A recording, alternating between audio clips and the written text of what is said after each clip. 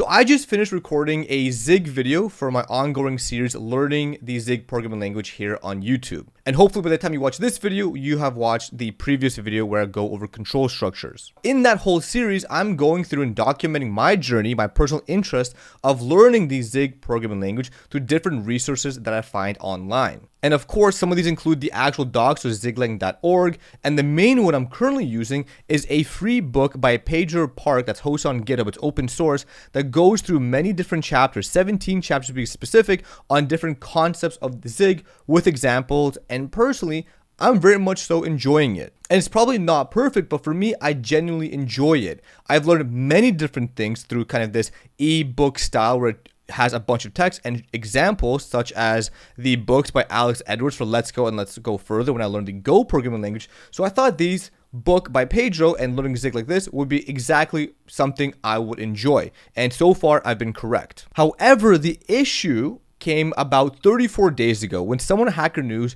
made a post that open source Zigbook, zigbook.net, and it was the #1 post on Hacker News.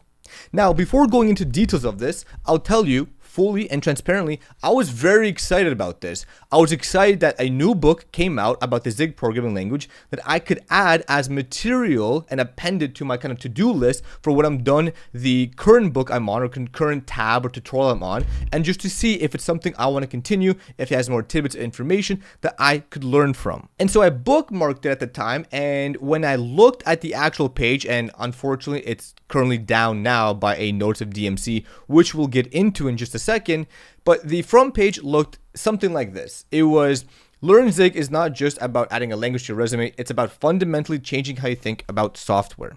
Now, when I first looked at this, a few alarm bells went off that this is a very nice site, it's very beautiful. However, with the kind of bold claims, it felt more like a sales pitch more than anything, which I thought was a little suspicious for like a learning book, like a good learning book. So at the time, I just thought that it was going to be a very bad book. I thought it was not going to be a good resource. I thought someone maybe was trying to sell a course or something. However, it never was priced. It was always free.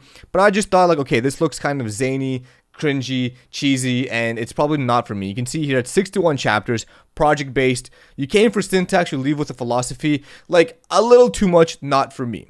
And even looking at the README at the time, you can see here the Zig book intentionally contains no AI generated content. It is handwritten, carefully curated, and continuously updated to reflect the latest language features and best practices from the README. And this was really kind of what spelled the doom for this and the concern of why I'm making this video.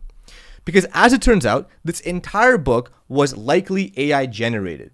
And there's evidence from the original poster, Rude Dog, who made this post here. Now, he's not the author of Zig book, but he was the person who posted this on Hacker News, and it became the hottest post of the day. But you can see here, the author's GitHub history suggests, at the very least, along with seemingly misunderstanding a reference to a Zig language feature, which was in this case labeled blocks. And he goes into saying, I'm not sure how much value is to be had here, but it's unfortunate the author wasn't honest about how it's created. Again, referencing that README, stating that this is all hand-curated notes, learnings that the author created. And now the GitHub of Zigbook is no longer down to 404, so it was either privatized or deleted. Again, zigbook.net, any kind of subdomain, is taken down by DMCA notice.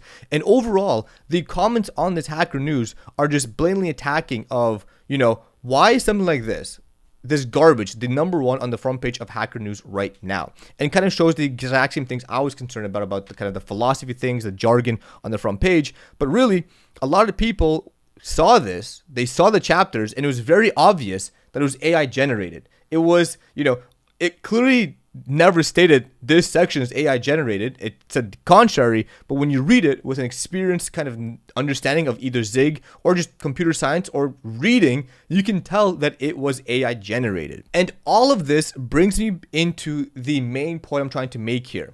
When I was learning the Go programming language or Python or TypeScript or whatever, I again would prefer textbook style resources, but I wasn't just limited to those.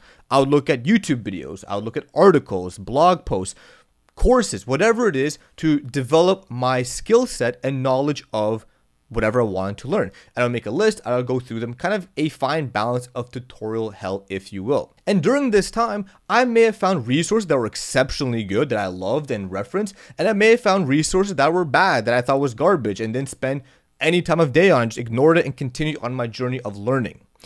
However, never once did I take a step back and ask myself, was this content generated by AI? Was this blog post entirely AI slop? Was this video, this learning resource, entirely AI slop? Was this textbook entirely made by AI?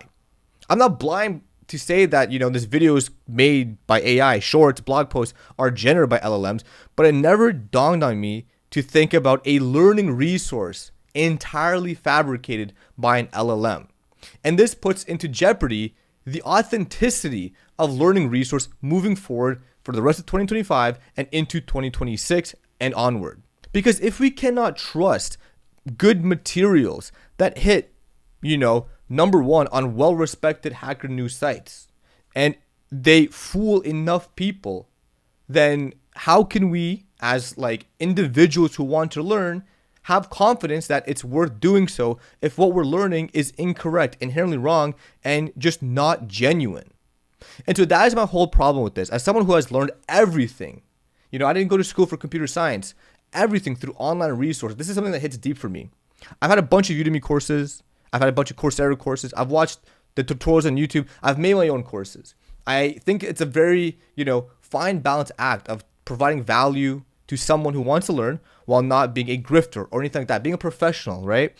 And now it seems like there's another dimension that someone could just be slopping any sort of material and people may fall for it if it's genuine enough. So let me know what you guys think about this. I'll leave the link to the Hacker News in the description down below. Let me know what you guys think. I hope you guys enjoy this kind of Zig series I'm making. If you haven't already, check it out. And yeah, what do we do about this AI course pandemic that we may already be in or maybe just starting to see in the industry? Hope you guys enjoyed this video. Let me know in the comment section down below, and I'll see you guys in the next one. Peace.